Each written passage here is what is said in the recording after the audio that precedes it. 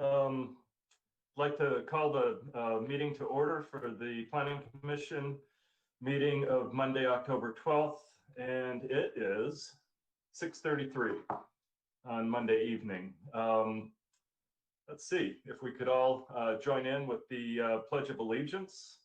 I don't have a flag on me, but we will salute the virtual flag. I pledge allegiance to the flag of the United States of America and to the republic for which it stands, one nation, under God, indivisible, with liberty and justice for all.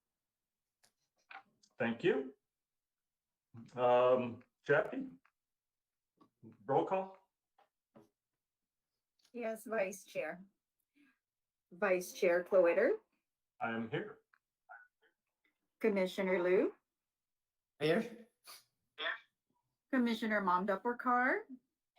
Here. Commissioner Schwartz. Here. And Commissioner Juarez.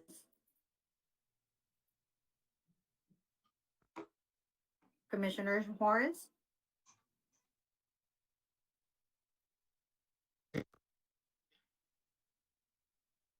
I heard you. Thank you. All right, very good.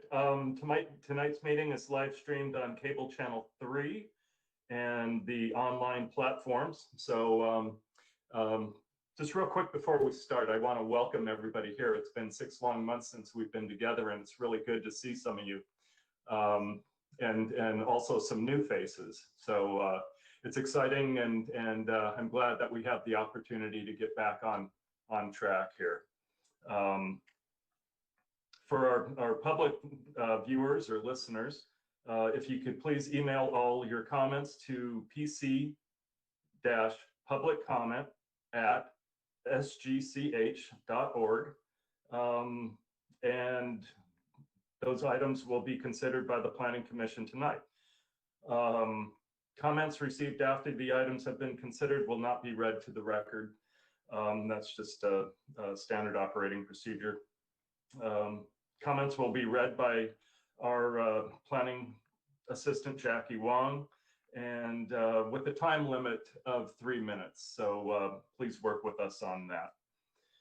The agenda items will be introduced by Assistant Jackie Wong, and to prevent any overlaps in comments, each commissioner will be called upon to speak. So if everybody could just be a little bit patient while we work through this, that would be appreciated.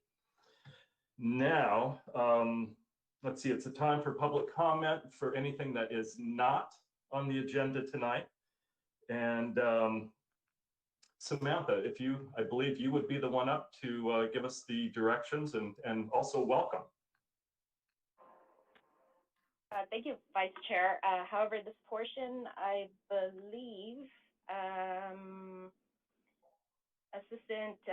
Executive Assistant Jackie is to just provide a brief overview about the public commenting period. Okay. Okay, this is the time set aside for members of the public to address the Planning Commission on items of interest that are not on the agenda, but are within the subject matter jurisdiction of the Planning Commission. Pursuant to the Brown Act, the Planning Commission cannot answer any questions or take any action until such time as the matter may appear as an item on a future agenda.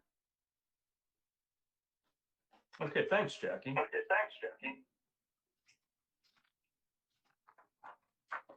And I would like to let the commission know that we did not receive any public comment that is not on tonight's agenda. Okay, very good. So we will just move along then. And that would be to the consent calendar, which, correct me if I'm wrong, but I don't believe we have a consent calendar this evening. Can anybody confirm that? I didn't see it. There are no items on consent this evening. Okay, great. So we will dispense with that.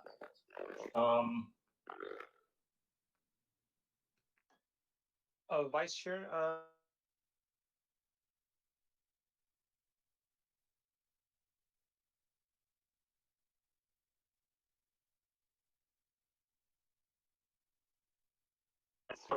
from the prior meeting? Yes, I have read that minutes. I will move to approve the minutes. I'll second. Okay, we've got the motion by Jingbo and a second by, I didn't hear who that was. Jerry. Okay, Jerry's got the second. Vice Chair, I think Matt wants to say something. No, Vice Chair, yes. So for this particular item, we have a city attorney here. Norma, if you can, I want to make sure we do it correctly. So I think Commissioner Horace wasn't at the commission. He wasn't a planning commission at the time. I will be abstaining. Okay. Okay. So let's see, do we need to go through a roll call or can we just do a voice vote? Let's go ahead and do a roll call. Okay, Jackie? Yes, that would be Vice Chair Klowitter. Aye. Commissioner Schwartz, Aye. Commissioner Mamdakar, Aye. and Commissioner Liu. Aye. And the motion passed by a vote of 4, yes. Jackie, let's go ahead and take Commissioner Suarez's vote into account as well, even if you abstain. Oh, okay. And Commissioner Juarez, Abstain. thank you. So we have a vote of 4 yes, 0 no's, and 1 abstention. Thank you. All right, very good. Okay, that would take care of the approval of the minutes. Okay, next on the agenda will be the welcoming of Commissioner Mark Juarez. And it's good to have the seat filled and nice to make your virtual acquaintance. Whether or not you realize that, I think you were a year ahead of me. We both played basketball at San Gabriel. So I knew your name, but we didn't really know each other. Yeah. Oh my goodness. Yeah. And then Jerry and I, Really? yeah, Jerry and I were dorm mates at Claremont for 2 years. Yeah. So, No kidding. Okay. yeah. Okay, we'll take this offline. I've got to figure this out. Okay. Anything else you wanted to say, Mark? No, just I'm glad to be on and to bring what I learned in my previous time as planning commissioner to help, hopefully to help the community in any way I can. Okay, well, it's good to have you. Thank you for your time and your volunteering. We really appreciate it. Okay, everybody knows that Norm Garden is no longer with us, which is a real blow to the commission. He was really, you know, a solid chairman and very, very knowledgeable with his architectural background, and he will be missed. But life goes on, and so now I'm going to open things up for a nomination for a chair to replace Norman. I nominate Tom. I second. Okay. Any, having not done this before, is there any discussion or anything that needs to happen, or? Tom, if you can just formally accept or respectfully decline the nomination. Okay, I will respectfully accept. How's that? Great. All right. Okay, thank you all. And maybe, and then now if you can ask if there are any further nominations for chair. Okay, are there any further nominations for chair? Okay, great. Okay, and do we vote individually here? So yeah, let's go ahead and close that. Okay, And we will open this up to a vote then. that's right. Jackie? Okay, I'll do the roll call again. Commissioner Schwartz, Aye. Yes, definitely. Commissioner Mamdakar, Yes, definitely. Commissioner Liu, Yes. And Commissioner Commissioner Juarez? Yes. Now, Norma, do I call Commissioner Flowitter to vote or no? I'm not so sure. Yes. And, okay, well, Commissioner Flowitter? I'll abstain because it's weird. Okay, so the motion passed with 4 yes, 0 no's, and 1 abstention. And motion carried. Okay, well, Yay. thank you all very much. We now need a vice chair. I nominate Jingbo.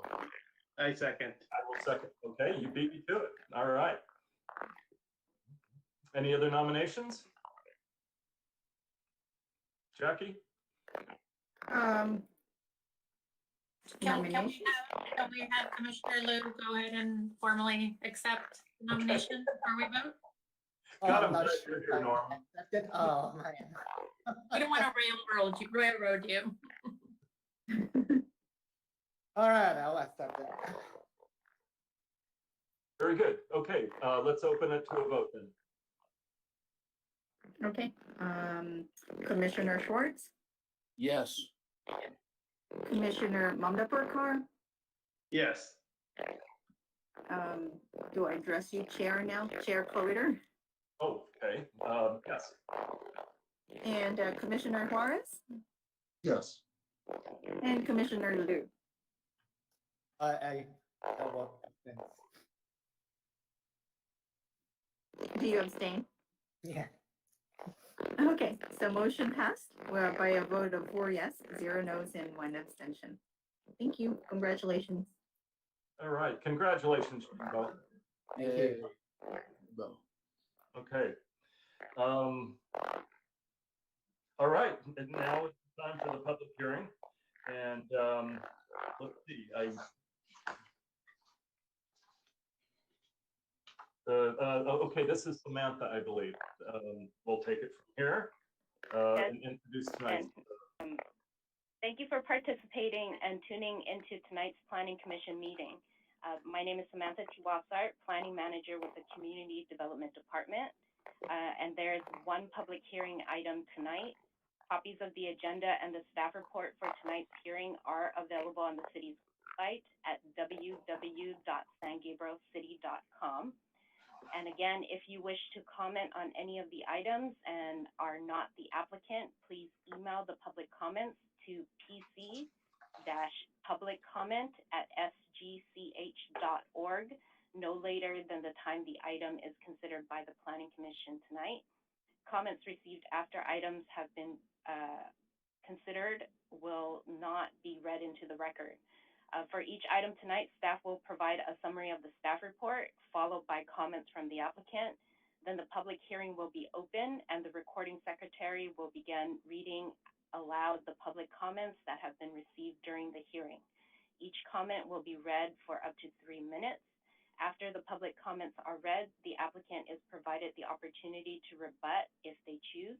Prior to the close of the public hearing, the commission may ask questions of the applicant or staff. However, once the public hearing is closed, the opportunity for public comment has ended. And Chairman, at this time, staff is ready to present agenda item 6A. Okay. Let's get this party started. Okay, our first item is planning case number ZC19-001 and TMAP 19-008. It is subject property is 414 to 420 South San Gabriel Boulevard, and the applicant is 1784 Capital Holdings, Inc. And I believe Matthew Chang is going to be doing the staff report. Is that correct? Oh, or is it Samantha? Matt is doing that. Okay, go ahead, Matt. Yes. Thank you. Thank you, Chair and members of the commission. Adam, if you can put the PowerPoint on so the commissioner can see it. So, good evening, Chair and members of the commission. The item before you tonight is a zone change or a plan development application 19-001, and the T-map, which is a tentative partial map 19-00A for a proposed self-storage development and R Studio at 414-420 South St. Gabriel Boulevard. If you can go to slide number 2, please. The project site is close to the south of East Broadway, also to the north of Commercial Avenue. As you can see from the vicinity map on your left. The current zoning of the property is C3. You can go to slide number 3. This is the current. This is the picture of the subject site taken from St. Gabriel Boulevard. Currently, there are 6 buildings at the subject site, and part of the project, the applicant will demolish all 6 buildings to build a new self-storage as well as auto studio development. Next slide, please. This is a picture taken from Commercial Avenue, looking at the north of the subject site, and to the right where the stop sign is, that's Gladys Avenue. So this project site is actually fronting 3 public streets, St. Gabriel Boulevard, Commercial Avenue, and Gladys Avenue. You can go to slide number 5. This picture taken from Gladys Avenue, looking at the project site. And currently, like staff mentioned before, there are 6 buildings. The project site currently also used for storage of the buses and also other equipments. Next slide, please. The proposed project involves zone change, also plan development application, and the tentative parcel map will be merged 11 parcels into 1 parcel of record. The project will be including construction of approximately close to 200,000 square feet of building. Of that, majority will be a self-storage development with close to 9,000 square feet being R Studio. And the project will provide 50 surface parking spaces. Next slide, please. The entitlement required for this project is zone change / plan development and also tentative map. The role of the Planning Commission is to review the zone change, plan development, and also tentative partial map and make a recommendation to the City Council, and City Council will make a final decision for this particular project. And if the project is approved by the City Council, the project will be subject to precise plan of design, which is architectural design review for the project, as well as a master sign plan, which is involved signage of the building. And those components will be subject to design review commission meeting. Next slide, please. Staff would just like to provide a little quick background of the project history. The project was submitted back in April 2019, and staff took this project to City Council as well as Planning Commission last July and September. And this year, between August 12 to September 11, the project was sent out for public comment period for CEQA document, which is MND. And September of 29 of this year, final MND was released. Next slide, please.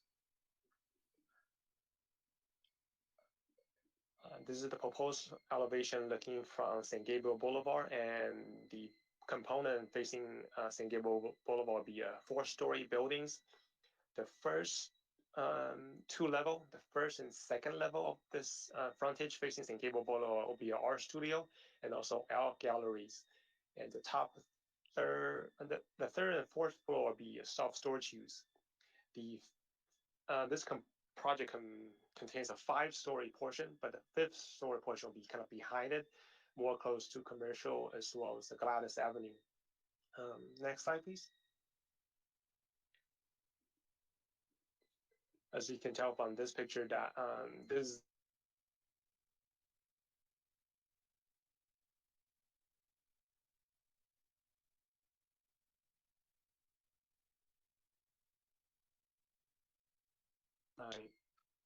Next slide number 11. This project comply with several general plan goals, including land use, economic development, and community design goals. Slide number 12. As part of this request, staff prepare a development standard comparison to compare the regular C3 standard as well as this particular project, since this particular project is going to be asked for a plan development standards. And the difference will be FAR, which is floor area ratio. The C3 standard is 0.7. The proposed project will be asking for 2.93. And the rear yard setback will be 10 feet, and the proposed project is asking for 8 feet and 9 inches. Slide number 13. Another deviation from the regular C3 standards will be the parking requirement. This project is asking to propose to have 50 parking spaces instead of a regular C3, 180 parking spaces. Slide number 14. In this, your staff report, staff provide couple description regarding community benefit that this project will bring, including the offsite improvements surrounding the project site, economic development with economic impact, which with all the impact fee as well permit fee this project will bring to the city, as well as a cultural impact with public art facing San Gabriel Boulevard, but also an artist studio that will have a meaningful impact to the San Gabriel, not just city, but also in the region as well. Slide 15. The project was prepared in accordance with the California Environmental Quality Act, and therefore initial study and also M&D was prepared, and staff along with city's consultant Michael Baker International prepared and also sent out the CEQA for circulation for 30-day review. And the final M&D was released a couple weeks ago, including response comment and also mitigation, monitoring, and reporting program. Next slide. Staff identified 7 mitigation measures, and all impacts were determined to be less significant with incorporation of those mitigation measures. During the public review period, 4 written comments were submitted to staff, and as part of final M&D, a written response were provided to all commenters. Next slide, please. This project was properly noticed in accordance with the state requirement as well as San Gabriel Municipal Code. We send out notices to all property owners and tenants within 500-foot radius of this project site. And we also post 2 notices at the project site. And we also post newspaper advertising in the San Gabriel Sun, and Planning Commission agenda for this particular meeting will post at the City Hall as well as on the city website. Slide number 18. In your staff report, staff provide a finding for supporting the tentative parcel map. And slide number 19. In conclusion, staff is recommending the Planning Commission to recommend City Council to 1, adopt M&D and Amendment RP, which is a mitigation, monitoring, and reporting program, and also recommending Council to approve the plan development, and also recommending Council to approve the tentative parcel map for the subject applications. And this concludes staff's presentation, and staff's ready for the question. Before staff conclude, staff would like to mention that here tonight we also have a planning manager here, and also city attorney office here, and also Angela from our public works departments here to answer question, as well as city CEQA consultant Eddie Torres, and also Alicia Gonzalez from Michael Baker International. They are available to answer any CEQA related questions. Thank you. Okay, very good. Thank you, Matt. Commissioners, do we have any comments or questions of staff at this point? Not right now. Okay. Very good. Okay, and you said that the applicant is here. Would you like to take the floor? Absolutely. Can you hear me clearly? I'd like to start. I can hear you fine. Okay, perfect. Thank you so much. My name is Shane Swordlow, and I'm a land use consultant at Craig Lawson and Company based in Los Angeles. I would like to thank all of the members of the Planning Commission for the opportunity to share this transformative project with a unique mix of uses, climate-controlled self-storage and artist and maker studios. If we could advance to the next slide, it would be the first in a presentation deck that we have.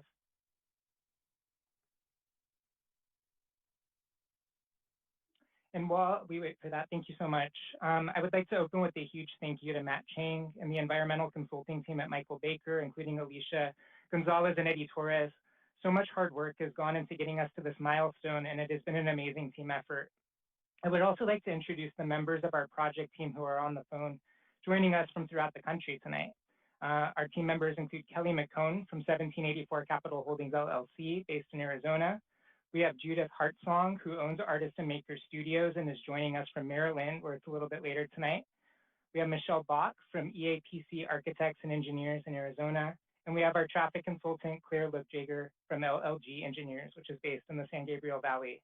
We're all excited to be here tonight, and we're available to answer any questions you might have. Next slide, please. So as we go to slide 2, I want to start with a little bit of historic context. Self-storage has a unique history in Southern California that extends over a century. And this slide shows some of the earliest and most notable examples within and around the San Gabriel Valley, constructed during the most significant waves of residential development in the region, the 1920s and the era of post-World War II suburbanization. These early self-storage buildings were often the most prominent buildings on major commercial corridors, within close proximity to residential uses. They featured distinctive architectural designs and strong pedestrian orientation. Next slide, please. Moving on to slide 3, 1784 Capital Holdings continues this tradition of developing self-storage buildings that enhance the built environment into the 21st century. Established in 2014, 1784 Capital Holdings is committed to setting the highest standards within the self-storage industry through state-of-the-art construction, attractive architectural design, often with the aesthetic of an office building as shown in these examples on the slide, professional management, and enhanced security. Based in Arizona, 1784 Capital Holdings develops properties throughout the United States with an increased focus on Southern California. Next slide, please. An exciting component of this and other 1784 Capital projects is the inclusion of Artist and Maker Studios, which will be located at the first 2 floors of the San Gabriel Boulevard frontage. Established in 2014 in Rockville, Maryland, Artists and Makers offer studios, classroom, workshop spaces, and resources to professional artists, as well as artistic programming and gallery exhibits open to the broader community. On this slide, you can see images of exhibits and events hosted at their other locations, which include First Friday's gallery shows, art education workshops, art business workshops and networking events, poetry readings, and book launches. We have included a link to a brief video about Artist and Maker Studios, which I encourage you to explore, and more information is included in attachment D of the city staff report. Also, Artist and Maker Studio owner Judith Hartsong is here to answer any questions you may have. Next slide, please. As shown on slide 5, the project site is L-shaped with frontages on San Gabriel Boulevard, Commercial Avenue, and Gladys Avenue. Commercial and Gladys both dead end at the Rubio Wash. Located in the C3 zone, the project site is surrounded by the C3, C1, and M1 zones with a combination of commercial and industrial uses. Next slide, please. Moving on to slide 6. It's important to note that figure 1-1, which you'll see shortly of the general plan, shades the project site and surrounding vicinity purple, identifying this project site and the surrounding area as the precise location where mixed-use opportunities, revitalization, and amenities are needed. Our project will play an important role in bringing much-needed uses and revitalizing this location. Next slide, please. Slide 7 is based on an economic study included as attachment C to the staff report. And as described in this economic study, climate-controlled self-storage is in extremely high demand at this location. Within the project's target market, which is within a 2-mile radius or 8-minute drive of the project site, high demand is driven by the project site's location on a busy north-south commercial corridor, San Gabriel Boulevard, which connects to 3 freeways, a population of nearly 210,000, an average household income of nearly $100,000, average household size of 3.17, and median home prices over $655,000. While there is a limited number of existing self-storage facilities within the target market, none of these other facilities are climate controlled or contain the modern amenities expected by many of today's customers. And the demand for self-storage continues to increase as more multifamily housing is developed in the region and a greater percentage of the population lives in smaller dwelling units. Next slide, please. Slide 8 and the next several slides show photos of existing conditions on the site. I know Matt has already shared some of these. On slide 8, what you'll be seeing are some photos of existing conditions on San Gabriel Boulevard. Existing project site development on this frontage includes single-story buildings and a lot used for outdoor storage. Next slide. Slide 9 is a slide that shows the commercial avenue frontage, most of which is occupied by a bus parking lot surrounded by a fence. And moving on to the next slide, slide 10, the slide shows Gladys Avenue, which is the least pedestrian-friendly frontage of the project site. Gladys is currently a very narrow street with no sidewalk. The project site frontage includes a chain link fence with barbed wire enclosing the bus parking lot and another vacant lot. And this project will play an important role in transforming Gladys Avenue with a 25-foot dedication and widening to create a full-width street with sidewalk and street trees. Next slide, please. On to slide 11, shown here, facing east, you'll see a rendering of the project. The project will transform this underutilized site with an attractively designed building inspired by the character of the surrounding commercial and industrial buildings and new landscaping. The project is predominantly 4 stories, as Matt mentioned, with a partial 5th floor at the rear portion of the site. It includes approximately 190,232 square feet of self-storage and 9,126 square feet of artist and maker studios, as well as 50 automobile parking spaces and 3 bike stalls. Next slide, please. Slide 12 is a site plan of the project site showing the proposed building in brown, which is an L-shaped building that's set back from all street frontages with landscaping, as well as street trees and sidewalk improvements in conformance with Department of Public Works requirements. The pedestrian entrance to the Artist and Maker Studios is located near San Gabriel Boulevard, and a separate entrance to the self-storage ground floor office and lobby is located at the interior of the site. The light brown area near the center of the Gladys frontage is where the upper 3 floors of the building extend over a portion of the outdoor surface parking lot. Each of the 3 project frontages has 1 driveway. Next slide, please. Slide 13 shows the floor plans for the Artist and Maker Studios, which would be along San Gabriel Boulevard. To the left is the 1st floor, which shows the ground floor community room and art gallery where exhibits, programming, and classes would occur. Studios would be located along corridors and arranged in a variety of configurations. Next slide, please. Slide 14 shows renderings of the project from San Gabriel Boulevard. Please note that the brick building at the lower right corner of the top image is an existing building that is not a part of the project. The project materials palette includes brick and decorative metal canopies inspired by some of the early industrial buildings in the surrounding area. Next slide, please.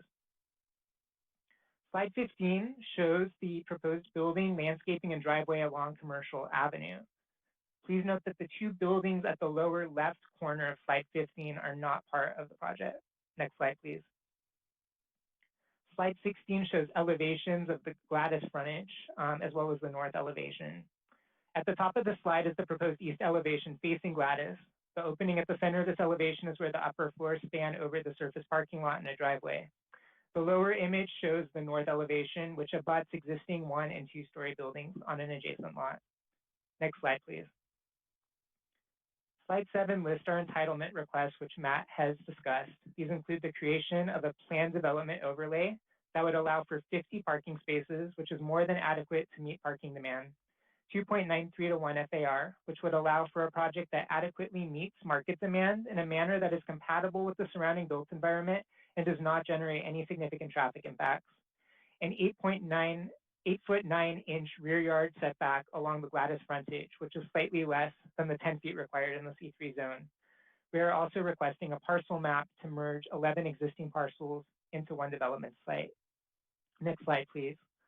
So I'm going to walk through some components of our planned development overlay request. On slide 18, as previously mentioned, our proposed allocation of 50 spaces, including 19 self-storage spaces and 31 artist and maker studio spaces, is more than adequate to meet parking demand.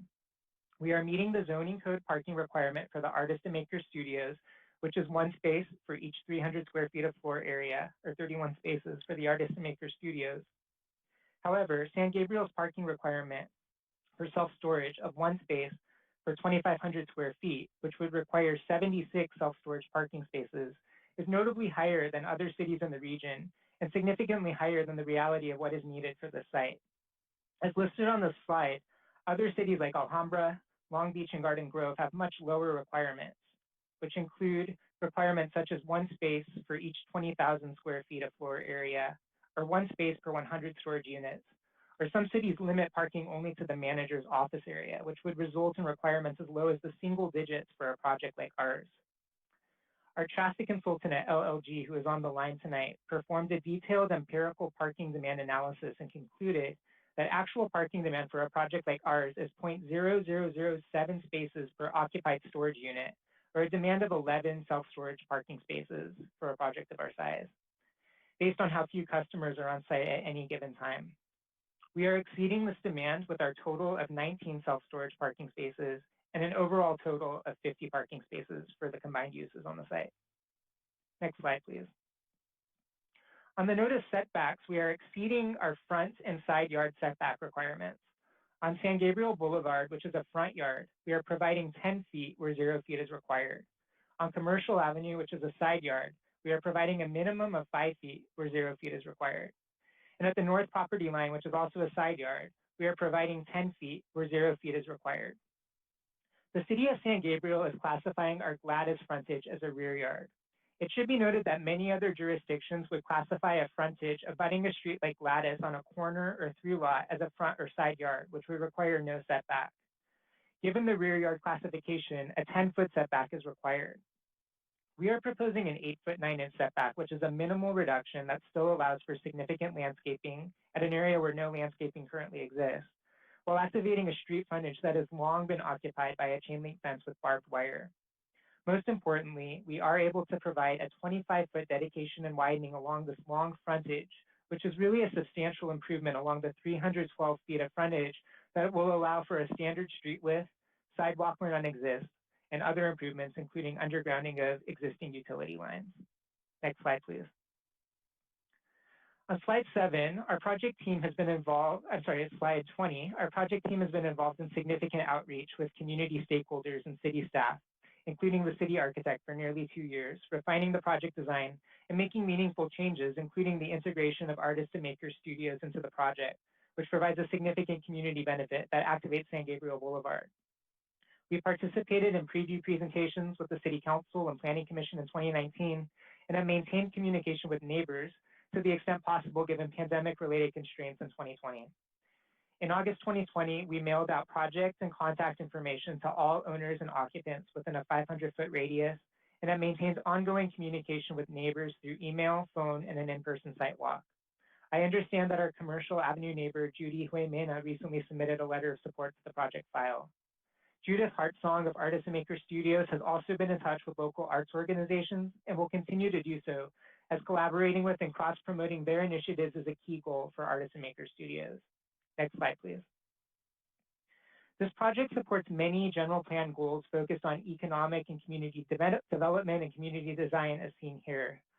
And I will elaborate further on slide 22, if we could go to the next slide. So as shown on this slide, the project provides a number of benefits. It provides the essential benefit of state-of-the-art climate-controlled self-storage, which is in high demand. It features an attractive architectural design that transforms an underutilized site and enhances the surrounding community. The project offers flexible studio and exhibition space for artists as well as public art along the San Gabriel Boulevard frontage. It provides dynamic artistic programming for the San Gabriel community. The project, like all of 1784's projects, offers enhanced security through state-of-the-art 24/7 surveillance, nighttime lighting, and controlled keypad access. It provides a less intensive use with far less vehicular trips than many of the other types of industrial and commercial uses allowed on the site. The project includes substantial infrastructure, landscaping, and aesthetic improvements, including undergrounding of utility lines, streetscape improvements, and widening of Gladys Avenue by 25 feet. And it provides additional tangible benefits to the city through development impact fees estimated to be approximately $1.3 million and permitting fees estimated to be approximately $300,000. Finally, the project generates 38 permanent on-site job opportunities, as well as up to 80 construction jobs on-site daily during the approximately 16-month construction period. On the next and last slide, slide 23, some final images of the project and a typical image of an artist and maker studio space. We really appreciate the opportunity to present this project to you tonight. We thank you for your time, and our project team is here to answer any questions you might have. Thank you again. Okay, thank you. Commissioners, do you have any questions? Yeah, I do. When you talk about climate controlled, does that include things that normally are, is it refrigerated or just climate controlled? That's a good question. So this isn't like a refrigerated or cold storage type of facility. It would be storage for like household goods with air conditioning, so the ability to adjust the climate within the interior spaces. Thank you. Mm-hmm. Okay, I have a quick question. Can you review that 25-foot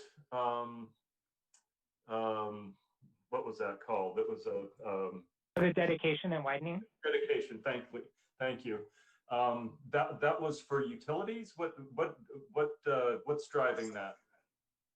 That's a good question. So the city has standards, it has designations for all of the different streets within the city, I believe, which are established in the transportation element of the general plan.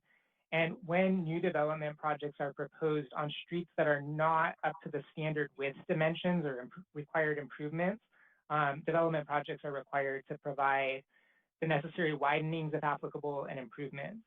Currently, San Gabriel Boulevard and Commercial Avenue are fully dedicated to the width that would be required for those streets. So there is no need to widen those particular streets, although we are doing a number of improvements to sidewalks and the right-of-way as would be required by Public Works. However, Gladys Avenue has never been fully improved to what would typically be required for that type of street. It's a very narrow street. It has no sidewalks. It's about half the width of what would otherwise be required. So given those circumstances, this project is required to widen the street by 25 feet. So that includes the ability for automobiles to travel in both directions on the roadway. There would be a full sidewalk adjacent to our property as well as a landscaped parkway. Okay, thank you. Anybody else? Sorry. I have a question. Can you explain to me how is this facility works when the customer come in to drop their stuff into supposedly the space is rented? So how is that scenario going to work? They drive to the site and take elevator out and use some type of a assistant moving device to move into their storage units. Can you just give us a scenario of how this facility will most likely to be operated? Yeah, that's a good question. And I would like to request that the person who is operating the slides, if you could jump ahead 3 slides to the slide that's labeled 26. I think it's the 55th slide in the overall presentation deck. It shows a plot plan, which might be helpful to reference as we talk about the way that the facility is used. I'll give a quick response to this answer, and then Kelly McCone from 1784 Capital, if you'd like to chime in, feel free. But essentially, a customer arriving to this site would have the ability to enter from any of the three driveways. There's one on San Gabriel, one on Commercial, one on Gladys. We anticipate most people would enter from San Gabriel Boulevard. And so there would be spaces to park on the site. The office lobby for the self-storage use is located within that northern wing of the building that's extending east to west. You can see the office lobby is oriented towards several spaces, not too far from the San Gabriel frontage. So that would be the location. That would really be the access point for pedestrians into the building. There would be staff within that space during the hours of operation who would be able to assist. And then to be able to really navigate through the site, if we could go to the next slide, and maybe actually jump ahead 2 slides. We have a floor plan. Yeah, 2 slides. It's slide 28, or the overall slide number would be 57, with the title First Floor Plan. Great, thank you. So here you can see how the corridors would be arranged. This is really typical of the various floors, and if you'd like to see any other floors, we can jump to further slides. But you can see there are a variety of configurations in which units are located, and there are elevators as well throughout the building to provide access to the upper floors. Kelly, is there anything you'd like to add? No, you hit about all of it. The only thing I'd like to point out, you'll see along the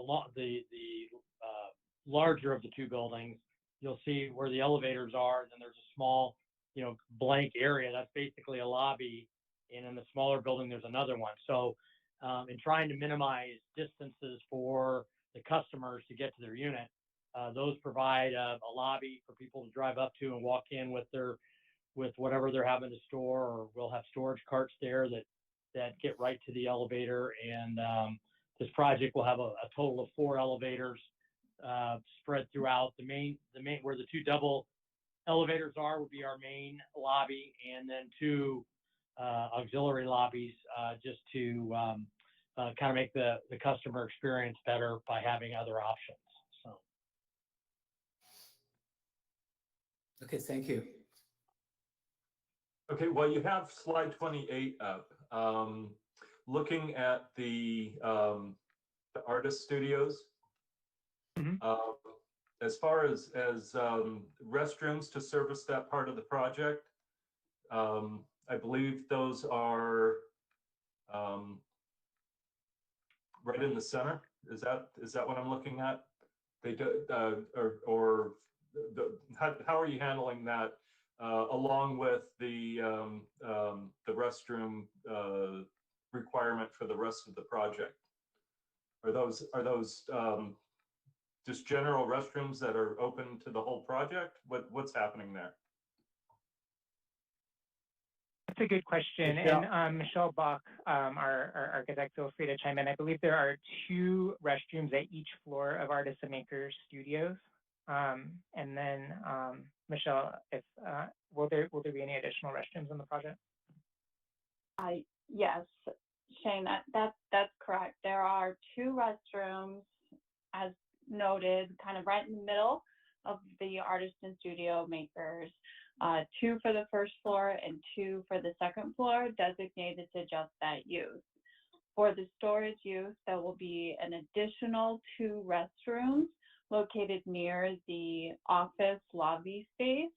And then every other floor, there will be 1 additional restroom provided. Got it. Thank you. Mm-hmm. Anybody else before we open this up to public comment? I have one question. Well, maybe it's a multi-part question. What materials and what uses are prohibited from your, not from our zoning, but from your operating requirements and rules? So what materials are prohibited, what uses are prohibited, and how is that enforced in the operation of this business? This is Kelly Let me McConnell. click that. Every tenant signs a lease. There are prohibited, things that, items that they can store. Things that are prohibited, anything flammable, anything illegal, and it is monitored by when the tenants move in. And if there is, we have the ability that if there's reason to think we want to check a unit, we have the right to do that within the lease agreement with the tenant. So it is monitored as they move in and spelled out in their lease what they can and cannot store. Okay, so there's not a routine inspection, but if you have cause, it is within your agreements that you can inspect the contents of. Absolutely. And then as to use, restrictions to use? Well, I mean, it's strictly for storage. It's not, you can't operate an office out of there. You obviously, you hear some horror stories, people try to live there. None of that is allowed and strictly enforced. So yeah, those are really the main uses not allowed. Okay. Thank you. I'm just curious, how adaptable is this to any other kind of use? I mean, if 25 years down the road, they want to go residential with this thing, can that be accommodated? Sure, this is Kelly McConey again. I mean, you clear out all the lockers, which, or the storage units, you just clear all those out. They've just got metal walls and ceilings for security. And you could easily clear out this building back to where it'd be a raw shell with an abundance of elevators for, if you want to do residential, you'd have 3 lobbies for people to get up to their units and do a layout from that standpoint. Okay. Any other questions? I did have a couple of questions, Chairman. Okay.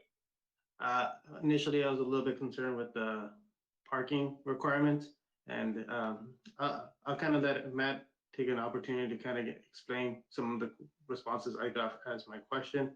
I know we had 2 public storages in San Gabriel. Matt was kind enough to give me the information to find out that 4,000 square feet for one space was significant. So that actually helped a lot. I think the 2 in San Gabriel, one is a little bit lower in the 1 per 4,000 and the other one's a little bit higher. Is that correct, Matt? Yes, so Commissioner Mandabakar emailed staff earlier this afternoon asking a couple questions regarding there are 2 existing storage facilities in the city. One is 550 South San Gabriel, I think it's to the south of this project site. You guys have it's a public storage. I don't quite remember the name, which that project has close to 90,000 square feet of storage space and it's only like 13 or 14 parking spaces. And the other self-storage project in the city is, I'm drawing blank, somewhere on Las Tunas.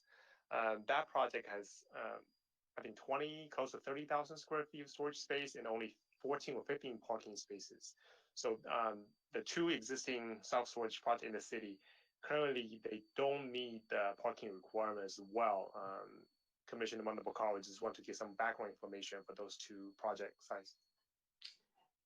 It was appreciated knowing what the other 2 storages in San Gabriel are, so we can stay consistent. So I appreciated that information. My next question is to the traffic control person. What is generally the peak hours for a storage unit? Also, what's the peak hour for an artist studios? Good evening, members of the commission. This is Claire Look-Yeager from Linscott Law and Greenspan. Can you hear me? Yes. Yes. Great. The artist studio component we treated as professional office space, which we felt was very conservative in that the artists all won't show up during the AM commuter peak hour, and the artists are not expected to all depart in the afternoon commute peak hour. as traffic engineers, the city does require us to assess operating conditions when the adjacent street system is most heavily constrained. So the artists will have the flexibility to come in later in the evening to work on their works, or come and go throughout the day, and not necessarily all arrive at the AM peak hour or all depart at the PM peak hour. So treating it as a professional office space is actually likely overstating potential volumes on the street system.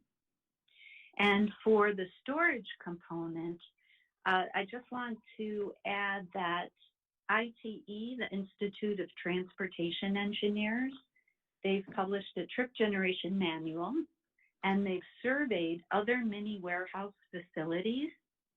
And during the AM peak hour, based on a correlation to how many thousand square feet is existing, the trips are extremely low.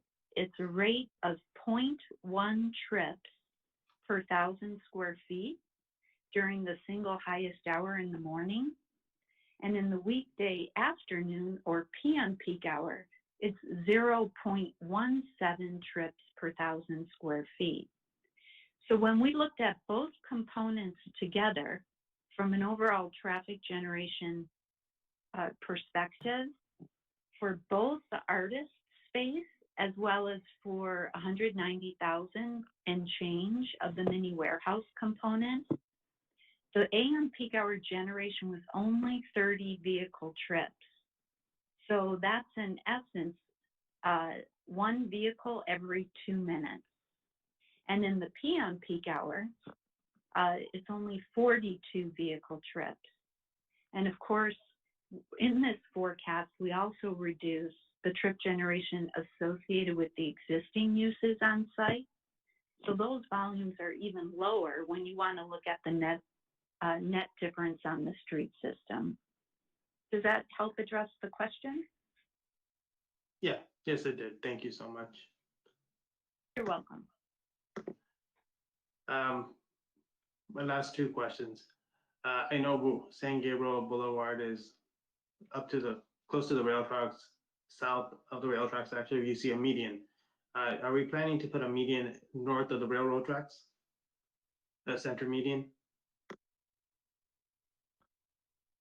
We do not have any plan to propose a median for this project. There are some other streetscape improvements that Public Works has established for this corridor, and which you see on a number of the properties to the north and across the street in terms of the type of paving used, the types of trees and light standards.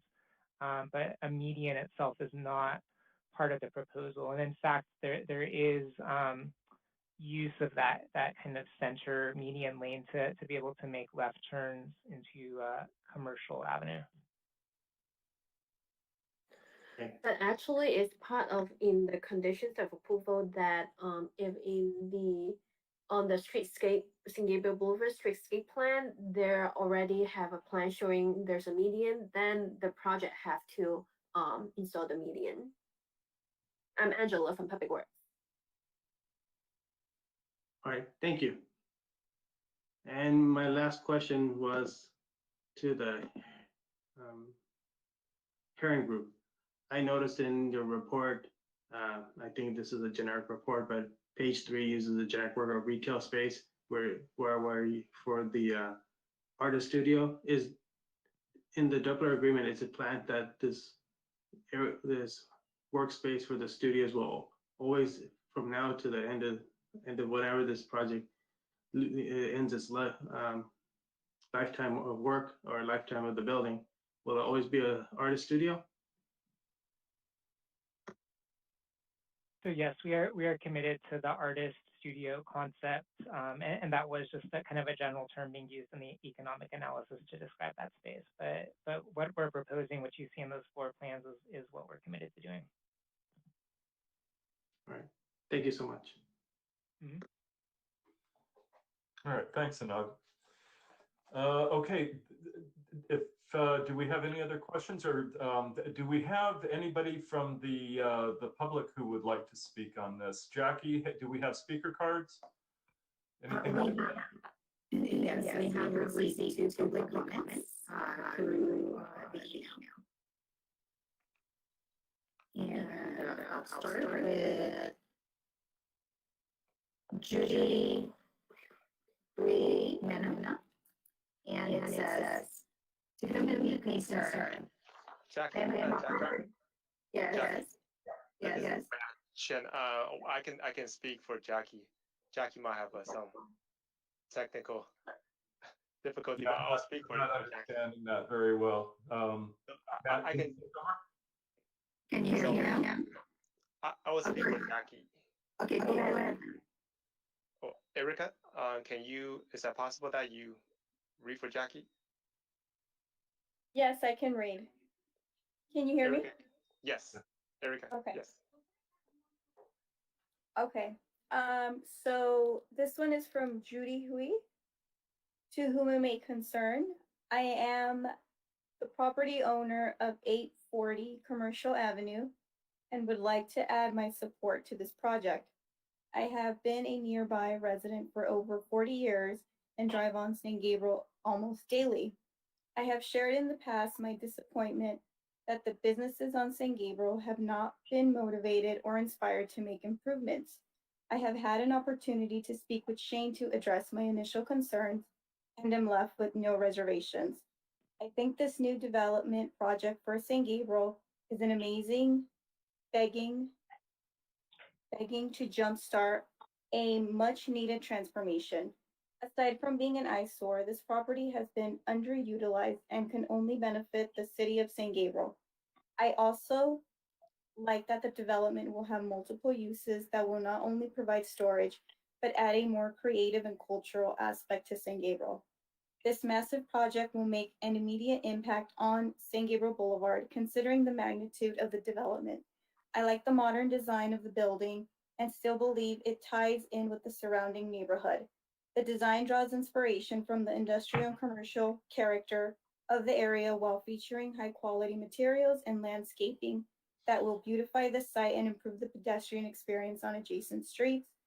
I am hoping this will be a great start to motivating other businesses to make much needed improvements on San Gabriel Boulevard. The project exemplifies the type of new development needed at this location and for the city of San Gabriel. Sincerely, Judy Hui Mena. Okay. Right. And then we have another one. This one is from Senya Lubisic. Good evening, commissioners. I would like to underscore the comments that I made during the public review period. During the public review period of the MND for this property. While I understand the responses that were given to my comments, a finding of no significant impact regarding cultural resources is premature given the fact that our local register was only recently established.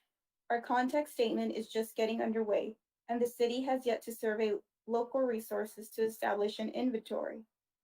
I would like this project to be treated as an infill project with sensitivity to the adjacent brick structure at 420 South San Gabriel Boulevard and the Spanish Galleon brick building across the street, 425 South San Gabriel Boulevard. These are examples of early 20th century industrial architecture and speak to a particular phase in the economic development of San Gabriel. The proposed project falls within the boundaries of an industrial corridor that ran and still runs adjacent to the railroad tracks. The historic context statement that the city is working to produce will provide interpretation of the industrial and commercial development of San Gabriel and the extant structures from those periods. I am requesting design and massing in this proposed project that integrate rather than dominate the early 20th century structures and that do not negatively impact our ability to see the progression of industrial and commercial development in San Gabriel. Thank you, Senya Lubisic. And that is all the public comment for this. Okay, thank you very much. If that is all the comments and we don't have any further questions, I'm going to close the public comment portion and let's open this up for commissioner discussion. Jingbo, you want to go first on this one? Oh, yes. Yeah, when I first look at this proposed project, I was concerned of the FAR was almost 5 times more than what it was zoned for, and but also recognize that was this area, this is triangular industrial, the commercial areas is a desperately needed improvement type of areas. And so I kind of look at this project was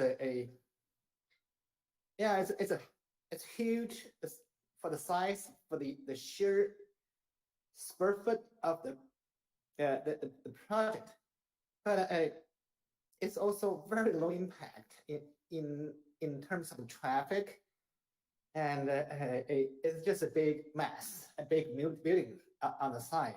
And I was happy to see the artist studio has been incorporated into the designs to give this bit of a street front, a friendly and more respected to the San Gabriel Boulevard side. That was a good touch, and also the landscape proposed to be implanted into the site, and the parking. Lack of parking was not a huge issue to me, since the usage of the building is very, very minimum. The traffic impact is also very minimum. Tom, you brought up a good question. So, what if this building in 20 years it's decided to be used for some other purpose? Then the only thing it will impact it may be the parking ton. But who knows? Back then, the parking may not be the only problems for the site. Architecturally, I think it's improvement to what it is there, and I do wish the architect will spend a bit more time to somehow make it more, more a respect to the city of San Gabriel. Other than that, I'm okay with the project. I think that's interesting use. They're very thoughtful to bring something into the city of San Gabriel for 200 or 300 units of self-storage. I don't know. The developer has done some supply and demand studies and decided that's needed for this place. So I'm sure that it will be some economic incentive to the city, or bring some, economic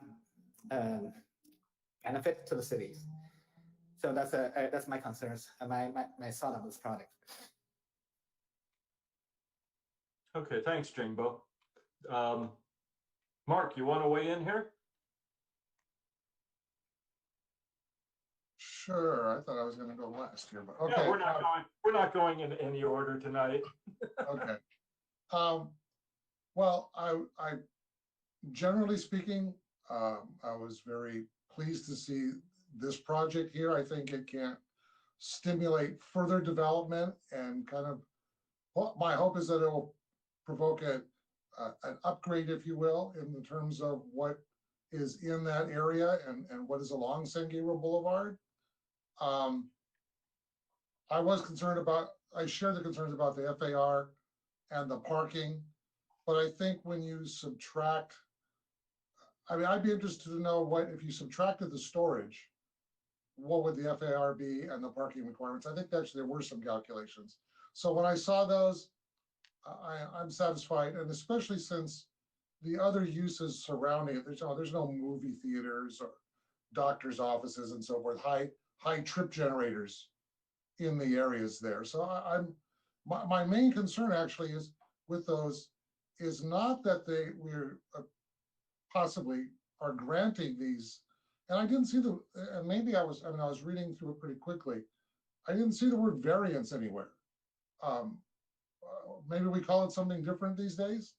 But in any case, these deviations from code, my main concern is that, the development community is, like a lot of professional communities, are fairly tight, and word gets out, and now people start to expect to get, I'll just use the word variances. And so when I see variances being granted, I'd like to at least raise the question, is this a one-time thing, never going to happen again?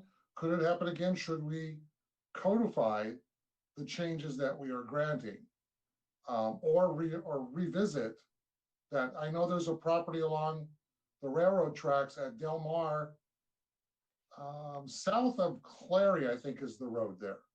It was, in fact, a storage facility before they lowered the tracks. And I believe it was the railroad's entity. They took it out and it's just dirt now. But conceivably there could be another proposal there because it was once a storage facility. So I simply want to raise that question in general. Specific to this project, I don't have any issues with the again, I'll call them variances. Yeah. Okay, thanks, Mark. Mm-hmm. Jerry?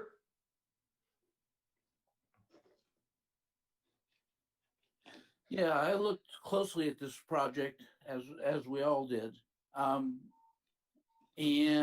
read the economic study and looked also at the improvements, the landscaping and the roadway improvements. And I think those are important part of this project. Improvements on Gladys, for example, and landscaping all around this project.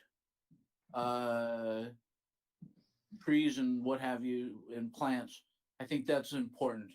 I think the answer to Mark's inquiry about changes in the code for this project is why we have a plan development overlay. Isn't that correct?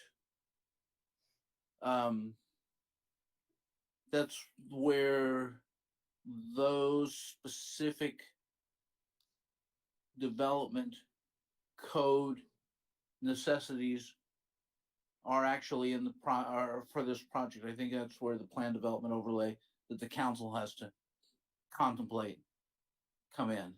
Overall, I think the project is an improvement in the area, and I think it will probably be very successful. That's all. Okay, thanks, Jerry. Anand? I'm just going to concur with the rest of my fellow commissioner that, this location right now isn't generating anything for economically. Then the storage facility will create an improvement in terms of visually, as well as provide new jobs in the location, as well as provide construction jobs in the short term, as well as improvements to the landscaping, the surrounding public works, water, sewer, lighting, road pavement, sidewalks, ADA requirements.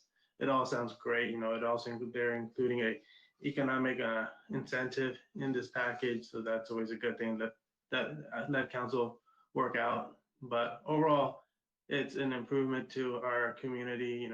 Creates a use for our location rather than an empty lot. That's currently what it is right now. So I'm happy to see this project getting started in the near future. All right, thanks, Anand. I concur with my comrades here. This kind of points up an interesting something that I've been actually pushing for a while, and that is a specific plan. I think we have several places in the city. We've done one in the Mission District. We've done one on Valley Boulevard. I think San Gabriel Boulevard is now screaming for a specific plan, especially with so many large-scale developments kind of percolating in the background. You know, if you drive down the street, there's a lot of green screens out. Anyway, I know they're expensive. We're in a pandemic. We're in a recession. Those things don't happen overnight. But hell, since we're throwing it out there, we should be looking at Las Tunas too.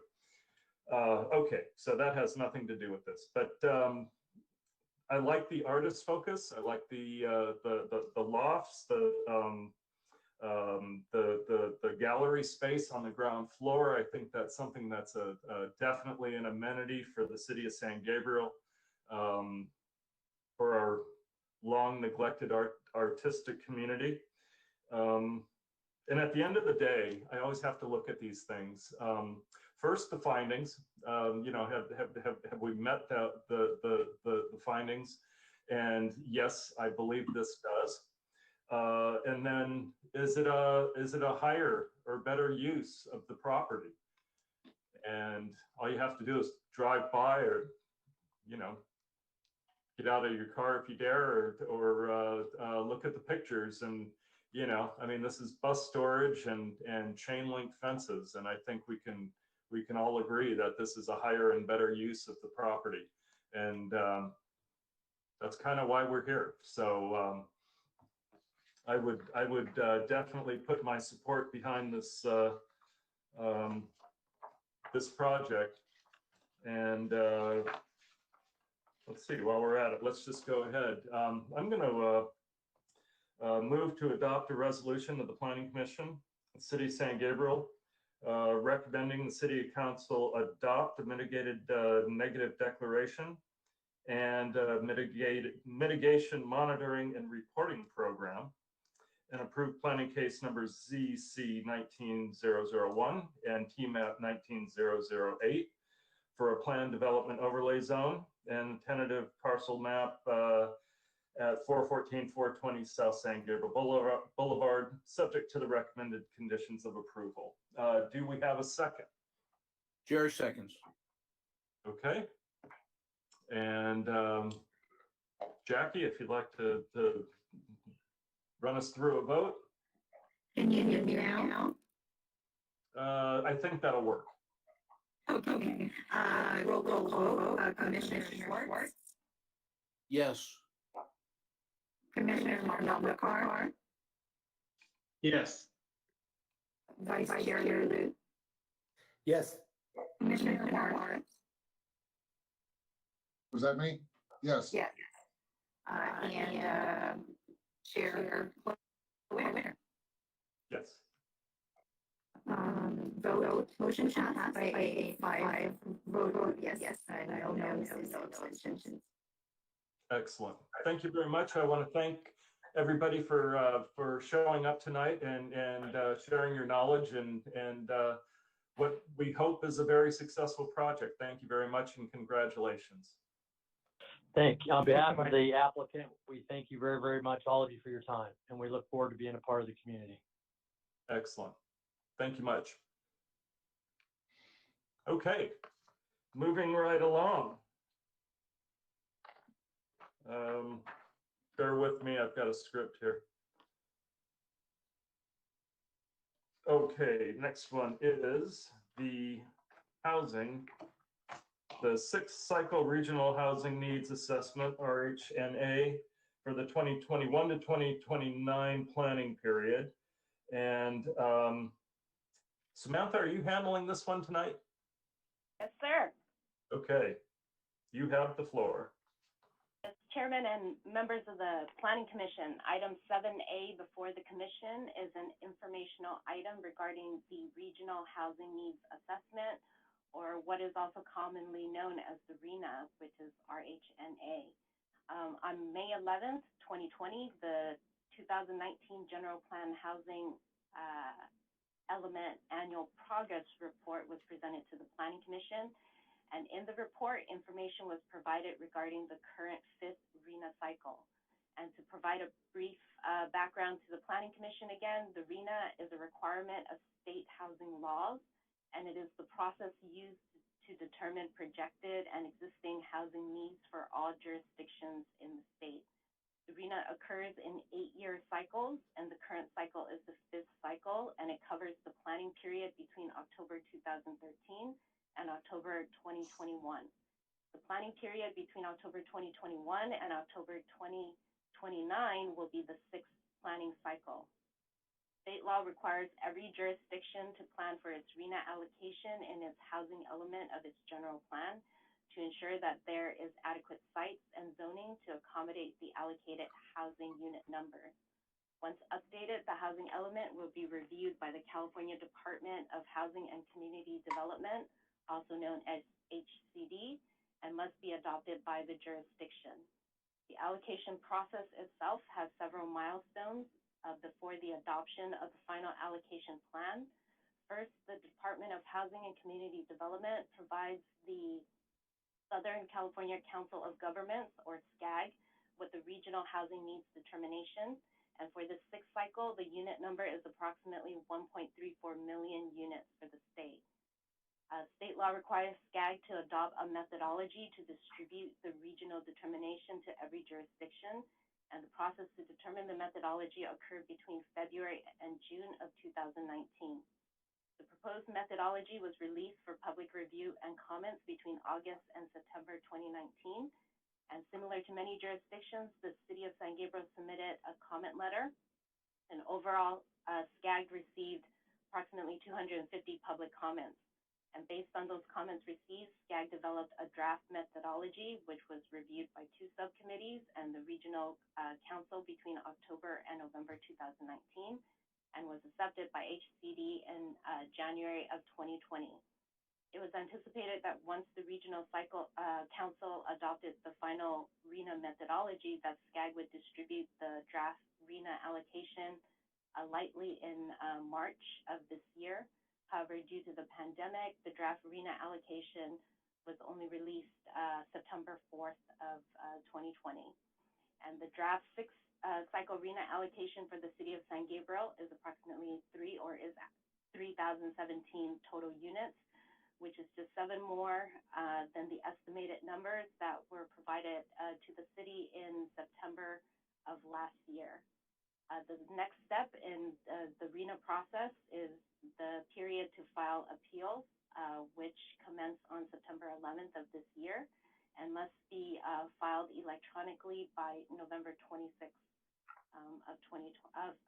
October 26th of 2020, so very soon.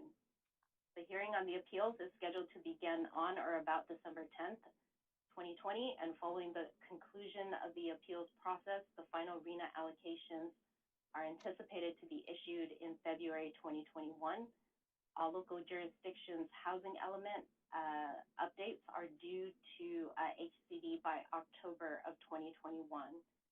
Based on state law, the basis and reasons for an appeal is limited to 3 criteria, 1 being methodology, 2, the local planning factors and information affirmatively furthering fair housing, and 3, change of circumstance. State law also limits SCAG's scope of review of the appeals. So specifically, SCAG cannot grant an appeal based upon factors such as a local jurisdiction's existing zoning ordinance and land use restrictions, or any existing ordinance, policy, or voter-approved measures.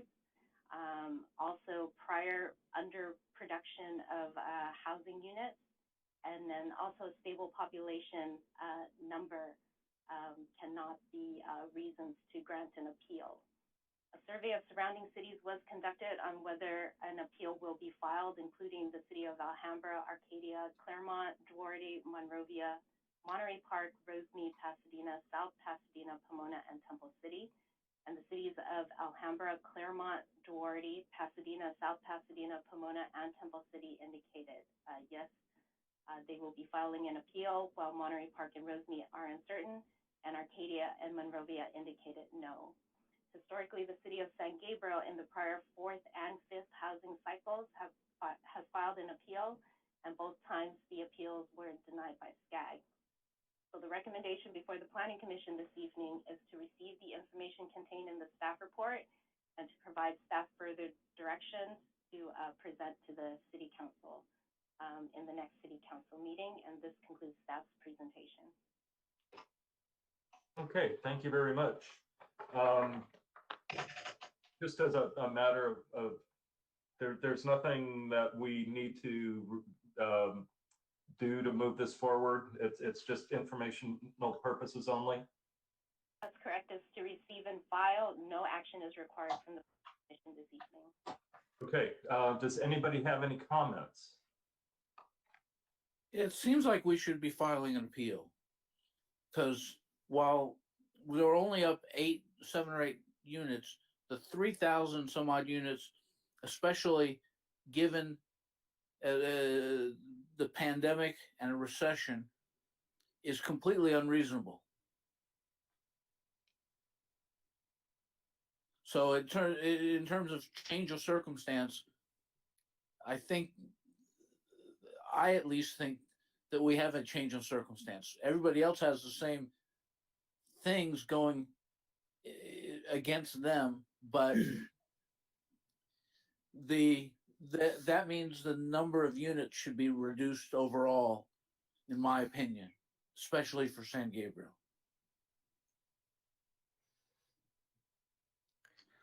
I'm going to concur with Jerry. I think with the city of San Gabriel should appeal. I mean, I asked Samantha, how do we do on the 5th cycle? She indicated our goal was 930. Last year, we did about 380 in the last cycle. This time around, we're going for about 3,017, which is surprising. It's almost 3 times as much as previously. And our record doesn't show that we could barely do a third of what 900 is. So we're projecting ourselves for failure, I think, in that sense. But what surprised me the most is 1,293 is considered for moderately income or above income, 120% of the above medium income, which is surprising. I would think at that point, wouldn't the market be able to allow someone to buy or purchase houses in what they can afford? And City of San Gabriel does have a decent amount of turnover in housing. So we're getting new people coming in. Yes, some of our old timers are leaving, or some people are finding themselves wanting to move out of San Gabriel. But shouldn't that be considered also, in the sense that there's an opportunity for people who want to come into San Gabriel, and there's no barrier except the ability to purchase at the market rate. And if they are able to be above the medium income, they should have the ability to be able to purchase in a location that they can. Maybe not San Gabriel, but anywhere that they can afford. And maybe if they can't afford San Gabriel, that's great, or any other location. I was just kind of surprised that 1,200 was for above medium income. That's all.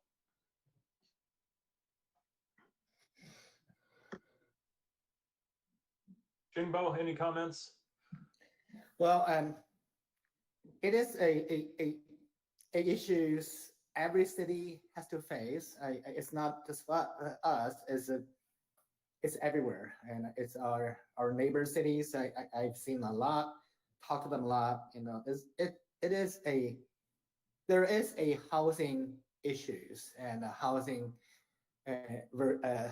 supply versus a affordabilities, and so this is a bigger issues. I like our cities, but also I share the concerns that I share the affordability issues. I share the supply lack of supply, and so all that. But I think that's to me it is something we need to look into it earlier than, well, at least to think about it before it hits us too late. Mm-hmm. And we don't have time to react.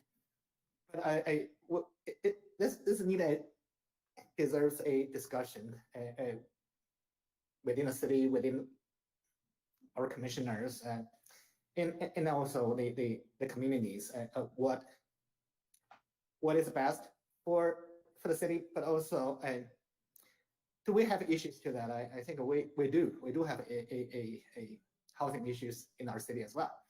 So that's my comments. Thanks. Anybody else?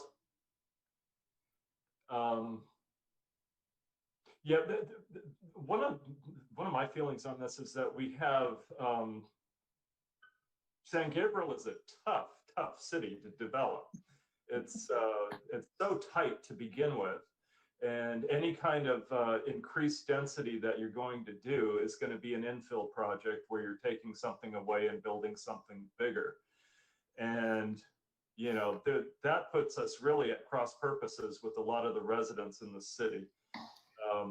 So what do you do about that? I don't know. I guess we can just point it out, but it's it makes for a, you know, the state is dictating these numbers, and they're just not based in reality at all. You know, I mean, we were going through, you know, before the beginning of the year, we were going through basically a boom, and we had 300 plus units. Well, that's nowhere near what they're asking for. So anyway, be that as it may, it's anyway. Thank you for the information. If you could, you know, just take some of our comments and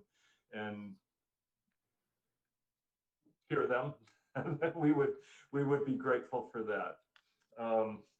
Okay, thank you, Samantha. Actually, Samantha, or let's see, we've got comments from the planning manager.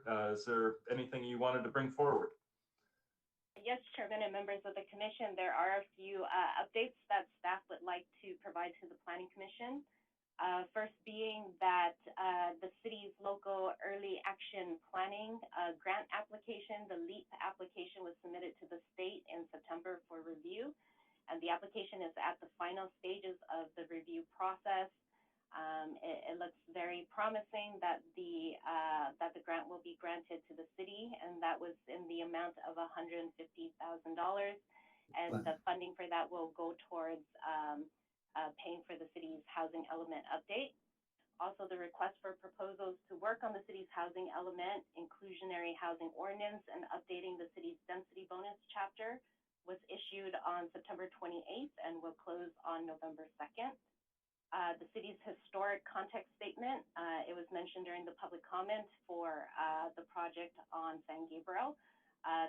The kickoff for that project will be reviewed by the Historic Preservation and Cultural Resource Commission at their special October 21st meeting, so that is coming up. Also, the Blossom Market is anticipated to open on February 14th, Valentine's Day of 2021, under the city's outdoor dining regulations. And also, 235 South Arroyo continues to have ongoing discussions with the city of Alhambra regarding their project. And construction continues with the Curio Hotel, as well as with several of the other approved mixed-use developments in the city. And by the end of the year, staff anticipates bringing the mixed-use development proposed at the nursery property. And again, hopefully staff looks to bring that to the Planning Commission before the end of the year. And this concludes staff's update. Great, thank you. Do we have any commissioner items? I had a quick question. I have a question. How many people do you send the RFP to for the housing element? It was 20 firms.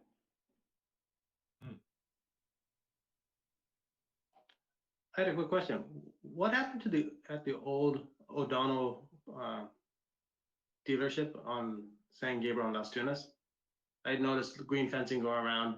Was there a fire there at some point? Yeah. Sam, I can. This is Matt Chen. I can answer one for Sam. First was staff like to work on Sam to the planning division, and we're so happy to have her and to give. I think you all got our email. She came in from our neighboring city, from Morning Park, where she's been working there for the past 16, 17 years. So she's definitely not new to the area. So planning division as well as cities are very lucky and very fortunate to have her here. And to answer Commissioner Wanda Pucar's question regarding the corner of southeast corner of San Gabriel and Las Tunas, Earlier, I think several months ago or a couple months ago, there was a fire, and there was a talk of a development at that site. However, staff as well as the city never received any applications. There's definitely been some conversation in the past, I think a year or 2 years ago, but there's no application being submitted to the city. And there was a fire, if I recall, it was like last month to one of the buildings, so you probably can see the smoke from the outside. But as well as the development-wise, there's no application associated with the project right now. So. Okay, thanks, Matt. Anybody else? What happened to the San Gabriel mission after the fire? Do we have any updates to that? Yes, as the Planning Commission and also members of the community probably observes, there is fencing around the site, and currently the mission is working on removing debris. Once they've come up with repair and reconstruction plans, that will be submitted to the building division for review. But right now, the scaffolding and the fencing is for removal of debris.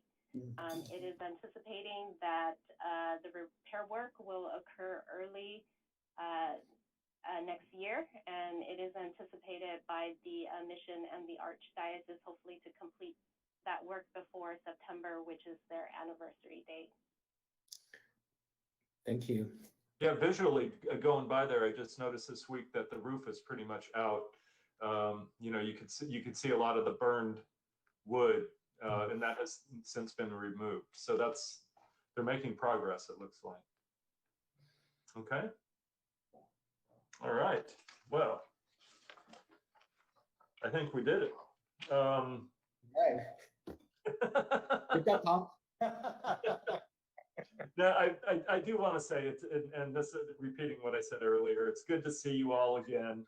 I've missed, you know, I mean, this is, you know, we don't get paid to do this, and you know, I really enjoy the group of people that we're working with, and the city staff is just top notch, and I feels good to be not back in the building, but at least we're seeing some friendly faces again. So I want to thank everybody for making the effort, and we're going to adjourn the meeting and to the regular scheduled meeting of November 9th at 6:30, and hopefully we're going to have some activity. It's been a long dry spell, so we certainly hope that the development wheels keep moving, and we can see some more things coming forward. So thank you all very much, and we're done. All right, thank you. Commissioner, so if you could leave your binder in the front door so I can pick it up tomorrow. Okay, very good. Yes, thank you. Thank you all. Thanks for coming and picking it up. We appreciate that. All right. Good night, all. Good night.